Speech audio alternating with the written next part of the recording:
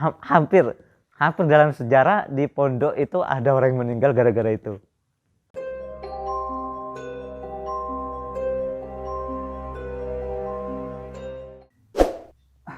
Assalamualaikum warahmatullahi wabarakatuh.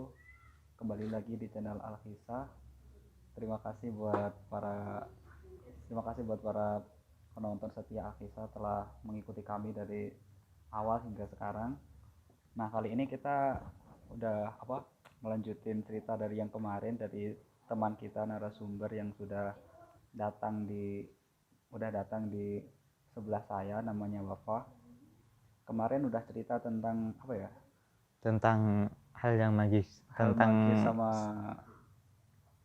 kuntilanak kalau nggak salah kemarin itu ya. Iya, kuntilanak yang sering ngikutin di belakang gitu loh. Nah, kali ini ceritanya masih bertempat di pondok ya. Masih di wilayah pondok pesantren. Oke, langsung aja lah ceritanya, dimulai sekarang aja. Ya, kalau kemarin itu masalah waktu saya waktu pertama mondok, waktu baru masuk, entah beberapa hari udah dikasih kejutan yang luar biasa. Kejutannya sih ya, kalau pengen tahu lihatlah di link yang kemarin. Kalau yang sekarang ini mungkin nggak terlalu ekstrim, karena ini awalnya sih nggak terlalu tengah malam banget ya.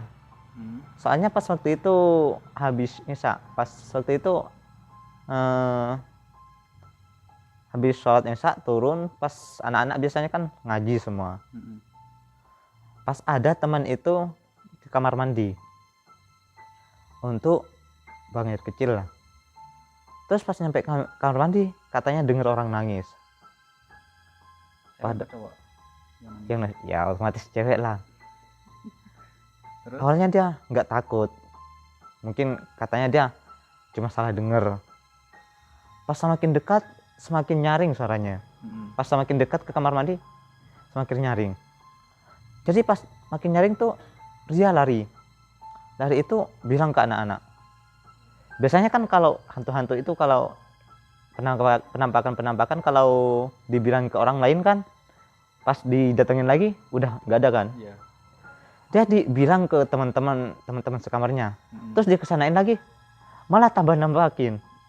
Gimana? Malah tambah nampak gitu. Tambah nambah? Bukan nambah, tapi nampak. Kan tadi cuma suaranya nangis gitu. Sekalian sama wujudnya. Nah, itu yang lihat berapa orang? Kayaknya 5 kamar. 5 orang satu kamar. Jadi akhirnya yang lain datang. Terus sampai ngumpul nggak pindah tetap. Terus sampai karena ustadz, para anak-anak santri banyak yang nggak ngaji, akhirnya para ustadz ngecek ada apa, kenapa banyak yang nggak ngaji. Pada akhirnya ustadz juga kaget, tumben dia nampakin diri katanya. Mungkin ustadz udah tahu kalau itu ada. Tumben dia nampakin diri, ada apa sebenarnya katanya. Terus pas lama-kelamaan kayak nggak tahu diapain lah, yang dibacain entah apalah itu, pokoknya hal-hal yang mistis lah. Dia bukan hilang tapi pindah tempat. Kan di kamar mandi itu di belakangnya itu ada pohon bambu itu dari sebelah selatan sampai utara banyak. Dia ketika dibacain pindah ke bambu satunya, dibacain dia pindah lagi, pindah terus. Sampai akhirnya mungkin kalau nggak salah sampai 1 jam Ustadz gitu. Sampai yang anak-anak yang lain yang ngaji pulang lihat itu juga. Pada akhirnya lama-kelamaan, karena pas kiai heran, kok dilihat-lihat nggak ada anak-anak ngaji, terus ada rame-rame di belakang, ada apa? Pada akhirnya kiai saya datang. Beliau berkata, ada apa ini sebenarnya? Kenapa pada ngumpul di sini katanya? Terus pas lihat ke depan, dia langsung marahin itu kuntilanak. Dimarahin? Iya. Gimana caranya? Ya kayak, ngapain kamu di situ ya? Pulang sana ya. Kayak nyuruh pulang anaknya itu loh, kayak nyuruh pulang tamu, pulang sana. kayak anak buahnya gitu. Itu nggak dibacain apa-apa gitu? Enggak, cuma dia bilang kayak gitu. Dia langsung hilang. Caranya padahal Ustadz udah bacain nggak tahu lah sampai ambil bukunya, dia cuma pindah kayak ngelak gitu. Sedangkan pas kiai langsung datang nggak bacain apa, cuma dibentak langsung hilang. Itu dia posisinya gimana di itu, yang penampakannya itu? Ini kan kamar mandi kan, ini jalan kamar mandi, ini ada bambu di sebelah sini nih, di sini Berdiri gitu? berdiri kayak terbang gitu, Melayang? melayang. Pas dibacain sama Ustadz melayang ke sini, terus nangis lagi, nangis lagi. Pas waktu itu anak-anak pada takut ke kamar mandi, takut itu datang lagi. Sampai pas subuhnya itu kan anak-anak bangunin sholat subuh, pergi sana buat apa, ambil wudhu katanya. Nggak ada yang berani. nggak ada yang berani. Sampai Ustadz bilang,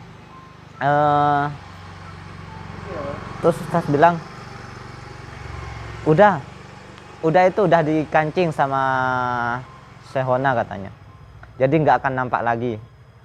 Jadi kemungkinan besar kalau kalian buat salah mungkin baru nampak. Kemarin siapa yang lihat duluan? Terus dikasih tahu yang lihat dulu, kenapa bisa kayak gitu? Nggak tahu, tiba-tiba ada Pak Ustadz katanya. Itu sebenarnya banyak lagi loh. Ada teman saya hampir mati. Iya, di sungai. Kalau dibilang iya dia tenggelam, kalau dibilang dia nggak tahu berenang, dia anak laut. Maksudnya kelakuannya itu berenang, mancing, nyelam di laut gitu. Rumahnya sekitar di pantai lah. Keluarganya semua pelaut lah. Pas waktu itu sore, habis hujan, jadi air sungai itu naik, tapi nggak terlalu dalam. Mungkin sekitar, kalau saya berdiri mungkin sekitar segini, mungkin tinggal rambut lah.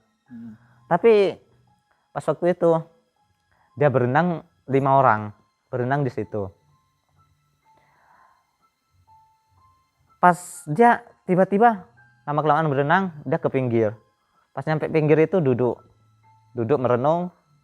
Beberapa saat kemudian dia jalan ke tengah terus. Enggak renang, cuma jalan gitu.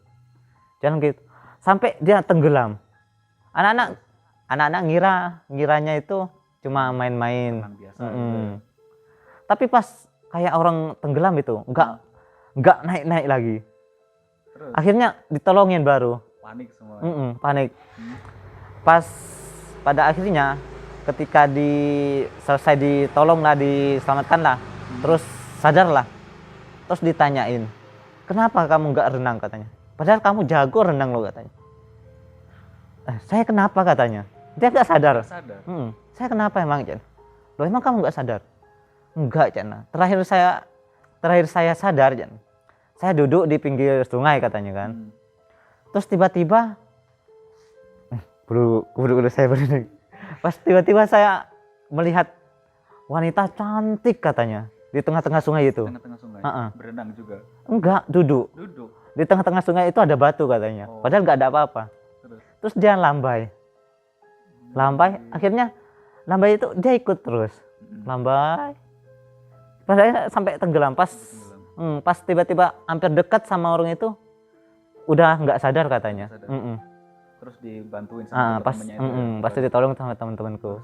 Baru sadar.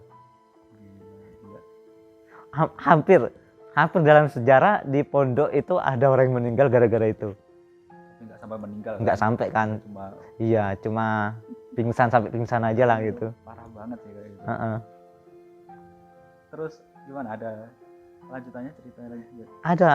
Sebenarnya banyak sih. Seperti halnya ada. Kalau ini ustadzku yang cerita loh. Yang ngajar jiniyahku.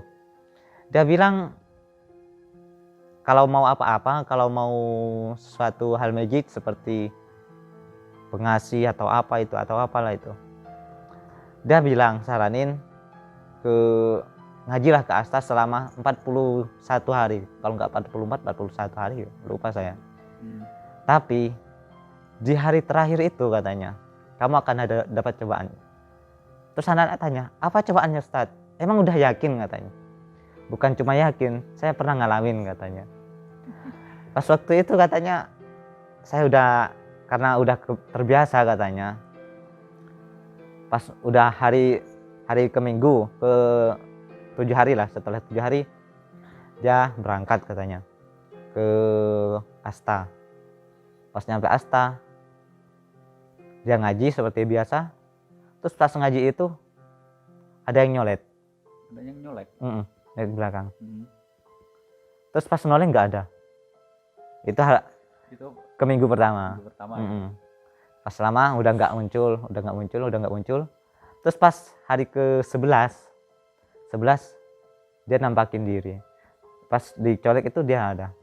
Bagus nak, lanjutkan katanya. Wujudnya seperti apa namanya? Wujudnya itu kayak putih, kayak laki-laki, pokoknya kayak kiai besar itu. Tapi bercahaya gitu. Pakai surban. Pakai kayak ala-ala kiai itulah. Ala kiai gitu ya. Dia bilang, bagus nak, lanjutkan katanya. Oh, dia ngomong gitu langsung? Iya, terus setelah ngomong hilang. Sebelumnya terus, nyolek dulu gitu tadi. Terus pas hari ke-21 katanya pas dia ngaji juga. Pas udah duduk di tempat duduk yang soalnya saya di sini ngaji. Mau ngaji bisa tempat di sini saya ngaji gitu. Dia di sebelahnya sini. Tapi nggak ngomong, nggak apa. Cuma duduk aja. Menjamin mata. Jadi awalnya dia takut katanya. Takut dia apa-apain lah, takut apalah. Soalnya katanya pas bawaannya itu kayak ada yang ngikutin, pokoknya kayak ada yang ngikutin, kayak ada yang mau nampakin, kayak pokoknya kayak ada sosok yang selalu ngikutin gitu. Terus lama kelamaan ya udahlah, kalau terjadi apa-apa nggak apa-apa, wong ini Asta pasti ada yang jaga katanya. Yakinlah sama kiai katanya. Daripada akhirnya dia nggak ngapain, langsung duduk. Setelah dia selesai baca surat-surat yang di sebelahnya hilang udah. Oh gitu, berarti kayak cuma nemenin doang. Cuma nemenin, iya. Tapi nggak ganggu kan? Nggak ganggu. Malah pas hari terakhir, malah ngobrol katanya. Ngobrol? Dia ngobrol, dikasih petuah lah gitu. Terus sama dikasih apa kayak cincin katanya. Sampai dikasih benda gitu. Terus? Sebagai hadiah. Tapi entah cincin itu manfaatnya apa. Setelah lama nggak ke situ, akhirnya dia dinampakin di tepi jalan, pas kan ada sekolah itu, kayak orang tapi matanya itu besar, kayak berapi-api matanya itu, merah gitu. Terus? Tapi dia antara takut sama enggak. Ketika yang orang itu deketin katanya, baru dia lari. Itu akhirnya sendirian gitu dia? Iya, emang kalau Ustadz saya itu biasanya kalau tengah malam itu suka jalan, bangunin anak-anak gitu. Jadi pas ketemu kayak itu kalau nggak ganggu dia nggak takut katanya. Kalau cuma lihat udah biasa katanya. Nah, tapi kalau dia nyamperin baru lari. Ternyata Ustadz juga bisa takut juga ya sama gitu. Ya takut lah, mungkin takut disalah-salahin. Soalnya katanya sih kalau sesuatu yang di daerah pondok itu udah dikendalikan oleh kiai katanya. Udah dikasih, seperti halnya dulu pernah ada di tempat anak-anak biasanya sembunyi. Ada apa?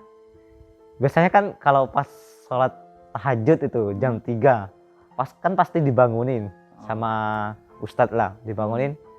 Ada satu anak lah sembunyi di situ, emang apa, tempat kamar 3 kamar yang udah dikosongin gitu. Ternyata di 3 kamar itu deket sama rumah kiai. Dia sembunyi emang nggak mau sholat tahajud gitu? Iya, sembunyi buat lanjutin tidur lah gitu. Pas nyampe tempat tidur, nyampe sana katanya, awalnya sendiri. Tiba-tiba ada orang di belakang. Tapi nggak tahu siapa katanya. Pokoknya pakai baju hitam katanya. Kayak di toko itu. Terus tiba-tiba 2 katanya. 2. Pas nyampe ke situ, di dalam banyak katanya. Itu udah masuk, udah di dalam. Udah ada, Udah ada di dalam. Bukan 5 katanya. Terus Heeh. dia duduk ya. Mereka duduk juga. Terus akhirnya nambah terus. Akhirnya dia lari. Balik ya. Iya lari. Akhirnya sholat tahajud ya berarti. Enggak. Dihukum. Ketahuan Ketahuan, ngumpet sama Ustadz. Sama Iya. Ustadz ya, langsung dihukum. Kan yang lain udah pada ke masjid. Hmm. Nah, pada akhirnya lama-kelamaan dia lari karena takut. Dia sampai gagap, enggak Heeh. sama Ustadz itu. Kamu kenapa lari? Dari mana? Enggak bisa ngomong. Nggak bisa ngomong ya. Iya kayak Saking, iya. saking shock tadi. Sorry.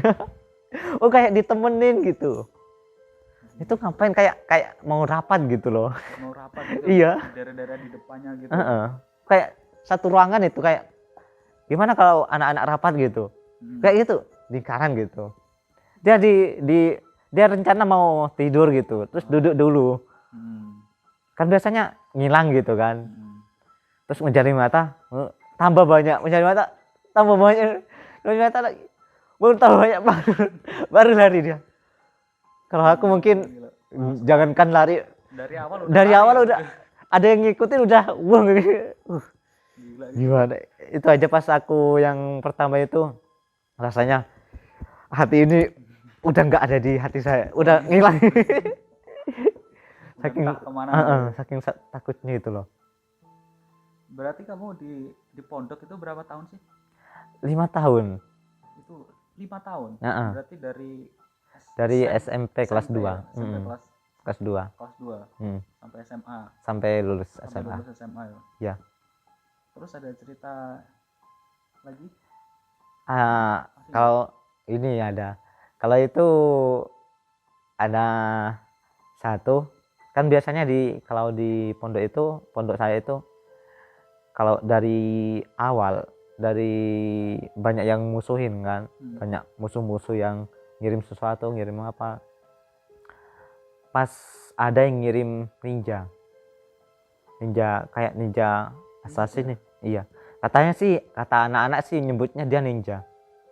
Itu semacam apa?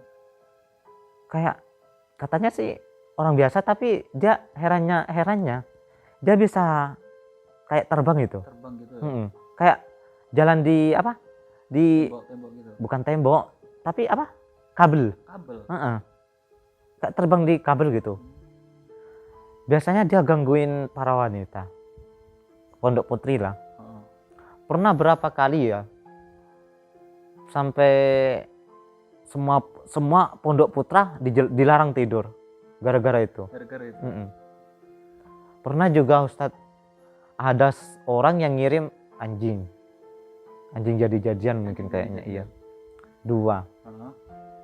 Pas waktu itu mau masuk ke pondok putri itu, dia kayak tengkar gitu, kayak tengkar dengan sesuatu, mungkin penjaganya mungkin.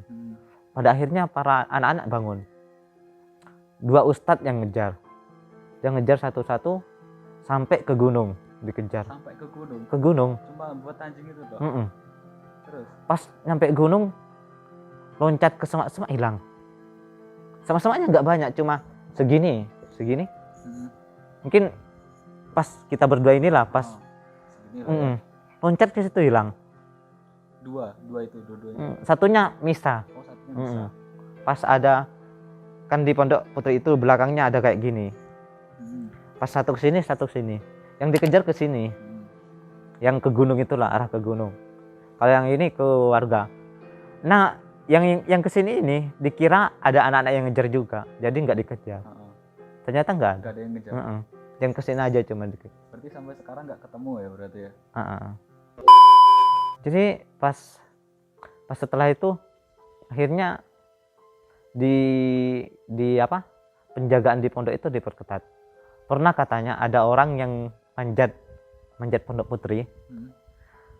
Sampai manjatnya itu enggak masuk akal. Manjatnya itu kayak ketinggiannya itu tinggi, enggak nyampe ke atas katanya.